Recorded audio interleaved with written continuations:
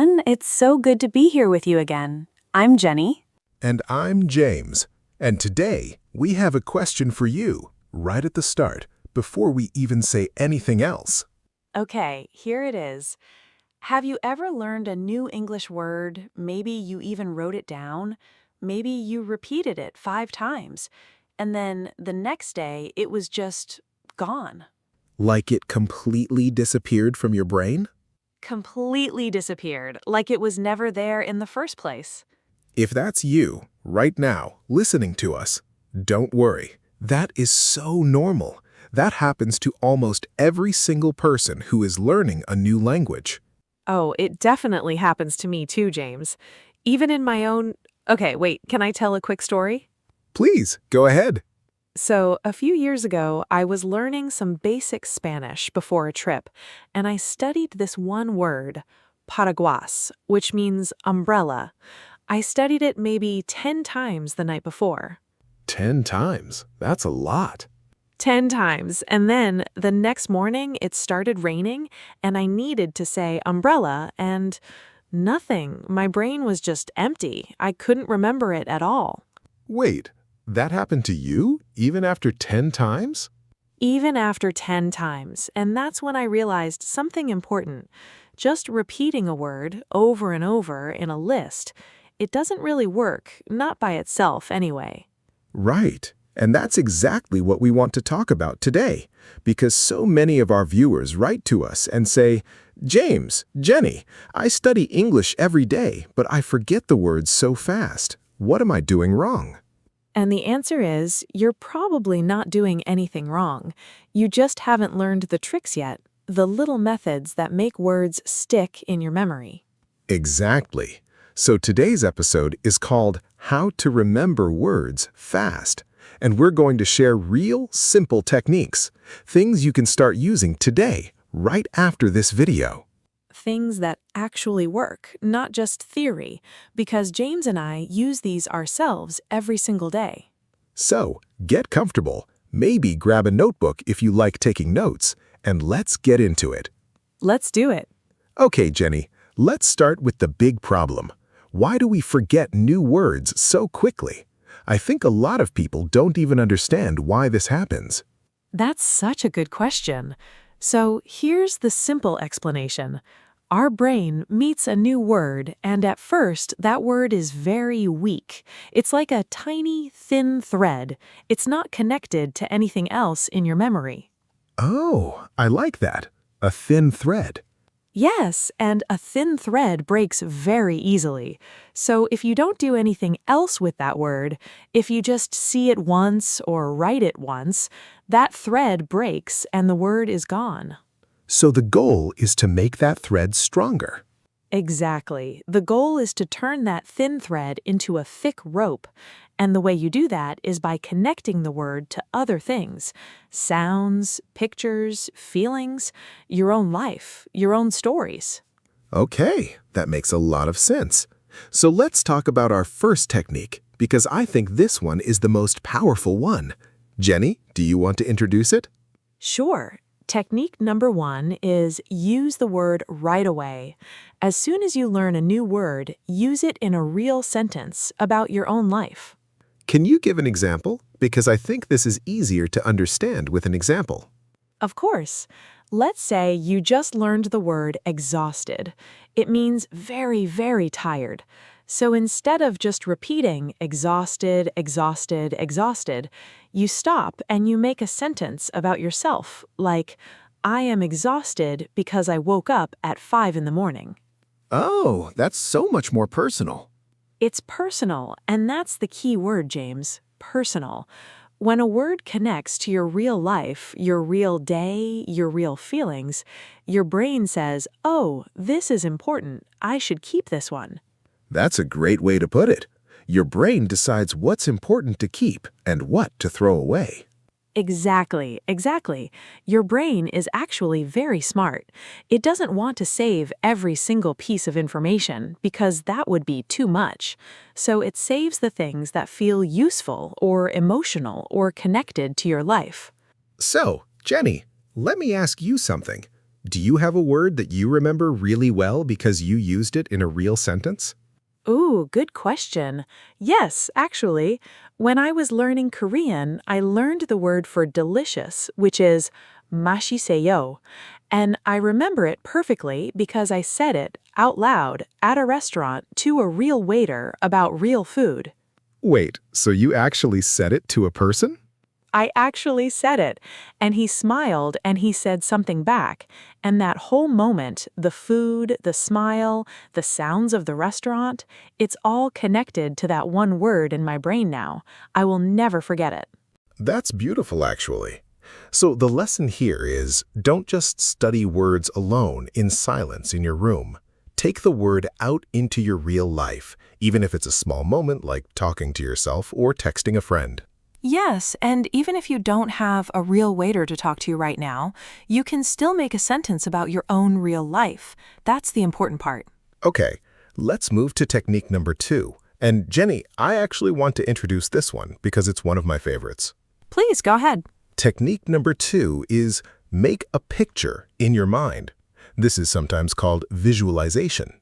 Instead of just thinking about the word as text, as letters, you imagine a picture, a scene, something you can almost see. Can you explain that a little more? Because I know some people learning English are thinking, wait, how do I turn a word into a picture? Sure.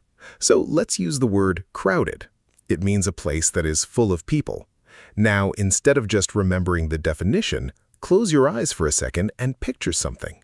Maybe a busy train station with hundreds of people walking, bags everywhere, noise everywhere. Oh, I can actually see that in my mind right now. Right? And that picture is much more powerful than just the word crowded sitting alone on a page, because our brains are actually amazing at remembering pictures, much better than remembering plain text. That's so true. I actually read something about this once. Scientists say that humans remember images far better than words alone, because for thousands of years before we had books, humans needed to remember places, faces, dangers, all visual things. Wow, that's actually a really good point. Our brains are kind of built for pictures, not for lists. Exactly, not for boring lists. So when you're learning a new word, ask yourself, what picture can I connect to this? It doesn't have to be perfect, it can even be a little silly or funny. Oh, actually, funny pictures work even better, don't they? They really do. Let's say you're learning the word clumsy, which means someone who often drops things or falls over. You could imagine a funny picture of yourself walking into a door or dropping a plate of spaghetti everywhere. Now I'm imagining spaghetti flying through the air. See, that's the point. Now you will never forget the word clumsy because there's a funny, ridiculous picture attached to it in your brain. Okay, I love this technique. Let's go to technique number 3, and this one is about time. Jenny, do you want to take this one? Yes, this is a big one. Technique number 3 is review the word again, but not right away. Wait a little bit and then look at it again. This is called spaced repetition. Spaced repetition. Can you break that phrase down for us? Some listeners might not know what spaced means here. Of course, spaced here means with space between, like time between two things. So instead of studying a word 10 times in 1 hour and then never looking at it again, you study it once today, then again tomorrow, then again in 3 days, then again in a week. So the reviews get further and further apart. Exactly, further and further apart. And every time you review the word, right before you're about to forget it, that thin thread we talked about earlier gets a little bit stronger. Oh, I really like that connection back to the thread idea. Right? It all connects. So the first review might only add a little bit of strength, but the second review and the third review, each one makes the memory last longer and longer until eventually the word just stays. It becomes part of your long-term memory. So, James, let me ask you something practical here. How do people actually do this in real life? Like, what does spaced repetition look like day to day? Great question. Honestly, the simplest way is with small paper cards called flashcards. You write the English word on one side and the meaning or a picture on the other, and you go through them regularly. Flashcards, yes. I remember using those in school. Me too. And today there are also apps that do this automatically. They show you a word right before you're about to forget it. But even simple paper cards work perfectly fine if you use them the right way. And what's the right way exactly? The right way is don't just look at all your cards every single day in the same order from the beginning. Instead, put the words you already know well to the side and focus more time on the words that are still weak, still difficult for you. Oh, that's smart. Focus your energy where it's actually needed.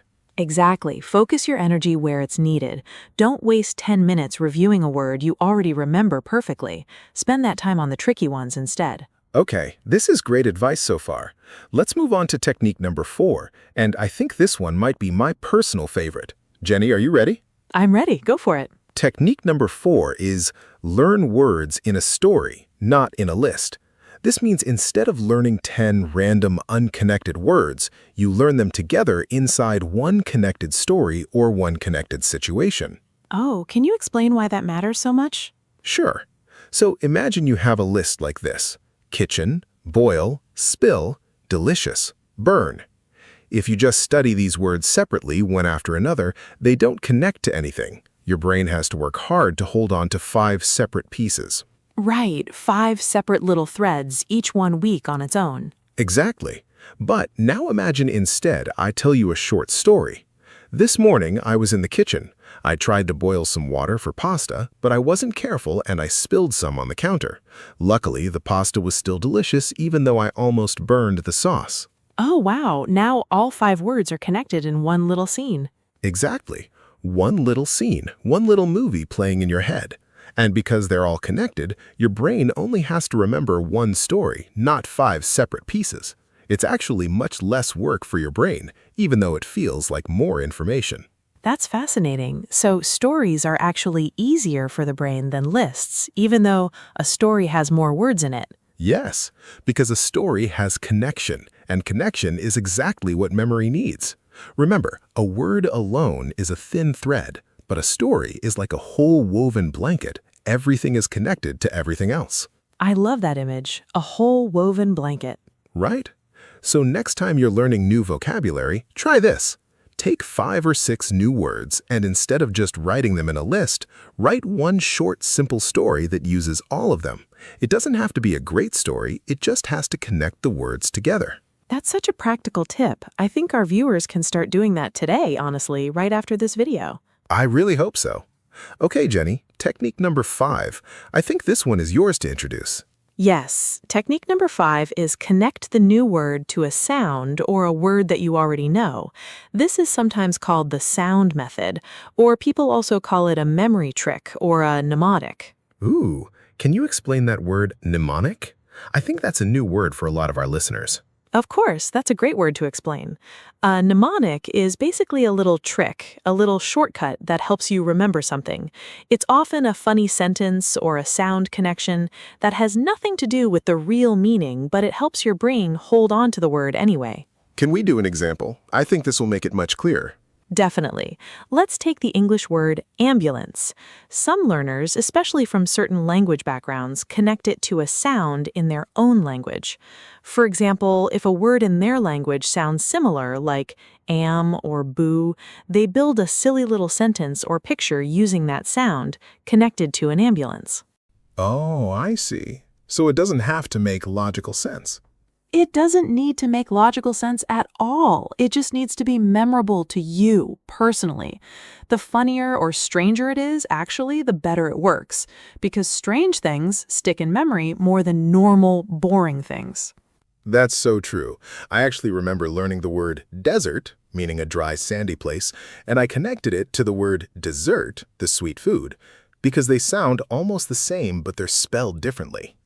Oh, that's a really common one, actually, and a really good one because it also helps with spelling, not just meaning. Exactly. I remember thinking, one S is dry and sandy, the desert, 2 S's is sweet, dessert, and who doesn't want 2 desserts? And I have never confused those 2 words again. See, that's a perfect mnemonic. A little silly, a little personal, and it works. So the lesson here is, don't be afraid to make silly connections in your head. Nobody else needs to understand your memory trick. It only needs to make sense to you. Exactly. Only to you. Your brain, your rules. I like that. Your brain, your rules. Okay, let's talk about technique number 6, and I think this one is really important for people who study alone without a teacher. Yes, please go ahead. Technique number 6 is say the word out loud, not just in your head silently, but actually physically out loud, using your mouth and your voice. Oh, this is such an underrated one. So many learners forget this step completely. They really do. I think a lot of people study by reading, only reading, silently, in their heads. But here's the thing. When you say a word out loud, you're using more parts of your brain and body at the same time. You're hearing it, you're feeling the movement in your mouth, and you're seeing it if you're also reading it. So it's like attacking the word from 3 directions at once. I love that. 3 directions at once. And more directions means a stronger memory. It's the same thread idea again, right? More connections, thicker rope, stronger memory. Right, right. And I'll add something here too. When you say a word out loud, you also start training your mouth muscles for that word. So later, when you're in a real conversation and you need that word quickly, your mouth already knows how to make those sounds. You don't have to think so hard. Oh, that's such a good point, Jenny. It's not just about memory, it's also about actually being ready to speak. Exactly, because there's a difference between recognizing a word when you read it and actually being able to produce it yourself quickly in a real conversation. Speaking the word out loud again and again closes that gap. So even if you're studying alone at home with nobody to talk to, you can still say new words out loud to yourself, or even record yourself on your phone.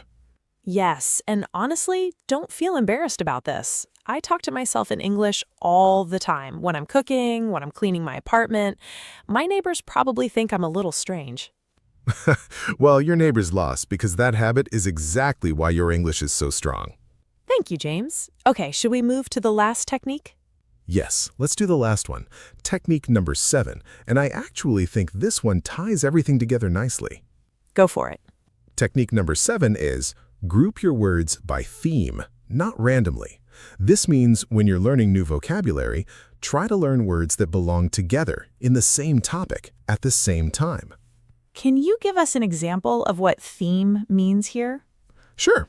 So instead of learning 10 completely random words like umbrella, government, spicy, Tuesday, and envelope, all mixed together with no connection, you could instead learn 10 words all about, let's say, the kitchen, fridge, stove, spoon, boil, slice, fry, bowl, sink, spicy, delicious. Oh, I see. So they naturally connect because they're all part of the same world, the kitchen world. Exactly, the same world. And this connects back to what we said earlier about stories and connections. When words share a theme, your brain builds a mental folder for them. Like a drawer in your kitchen. All your spoons go in one place, all your knives go in another place. That's such a clear way to explain it, a drawer for each topic. Right. And when you need a word later, your brain doesn't have to search through a huge, messy pile of random information. It just opens the right drawer, kitchen words, and the word is right there, easy to find. I really love that. And I think this also connects nicely to real life, because when do we actually use English? Usually inside a specific situation, at a restaurant, at the airport, at work, at the doctor's office. That's such a good point. So learning by theme also prepares you for real situations, not just random tests. Exactly. So maybe this week you learn all your airport words together. Next week, all your doctor words together. And little by little, you build these strong, organized drawers in your brain ready for real life. Okay, Jenny, I think we've covered 7 really powerful techniques today. Should we do a quick recap for everyone before we wrap up? Yes, let's do it, because I know it's a lot of information and it helps to hear it all together one more time. All right, so technique number 1, use the new word right away in a real sentence about your own life. Make it personal. Technique number 2, turn the word into a picture in your mind. The funnier or stranger it is, the better it sticks. Technique number 3, use spaced repetition. Review the word again, but with growing space between each review, right before you're about to forget it. Technique number 4, learn new words inside a short story instead of a random list. Connection makes everything easier to remember. Technique number 5, build a fun, personal mnemonic, a silly sound connection or sentence, especially for the tricky words that just won't stick. Technique number 6, say the word out loud, using your real voice and your mouth, not just silently in your head. And technique number 7, group your new words by theme so your brain builds organized little drawers instead of one big messy pile. That's such a great list, James. And honestly, you don't need to use all 7 at once. Even picking 2 or 3 of these and using them consistently will already make a huge difference in how fast you remember new words. I completely agree. Start small. Maybe this week, just try saying your new words out loud and connecting them to a personal sentence. See how that feels, and then slowly add more techniques as you go. Yes, small, steady steps. That's really the secret to language learning in general, isn't it? Not perfection, just consistency. Consistency over perfection always. Okay, before we finish today, we have a question for you, our wonderful viewers. This is our question of the day. Here it is. What is one English word that you learned and you will never, ever forget because of a funny story or a funny mistake connected to it? We would genuinely love to hear your story. Maybe it's a word you learned from a funny moment with a friend, or maybe it's a word you accidentally used wrong in a really embarrassing way. Oh, embarrassing mistakes are the best stories, honestly. Please write your answer in the comments below. James and I read every single comment, and we truly love hearing from you. We really do. So please take a moment, share your story with us and with the whole Learning Lab community. You might even help another learner remember a word too. And if this video helped you today, please share it with a friend who is also learning English. Maybe someone who also forgets new words too quickly, just like we talked about at the beginning. Sharing really does help us grow, and it helps more learners around the world find these free lessons. So thank you in advance for sharing. And of course, don't forget to subscribe to the channel so you never miss a new episode of the Learning Lab. That's right. Well, Jenny, this was such a fun conversation today. It really was, James. I learned a few things myself, honestly, just by talking it through with you. That's the power of conversation, right? Even for us. Exactly. All right, everyone. Thank you so much for spending this time with us today. Keep practicing, keep smiling, and keep being proud of every small step forward. We'll see you in the next episode of the Learning Lab. Take care, everyone. Bye for now.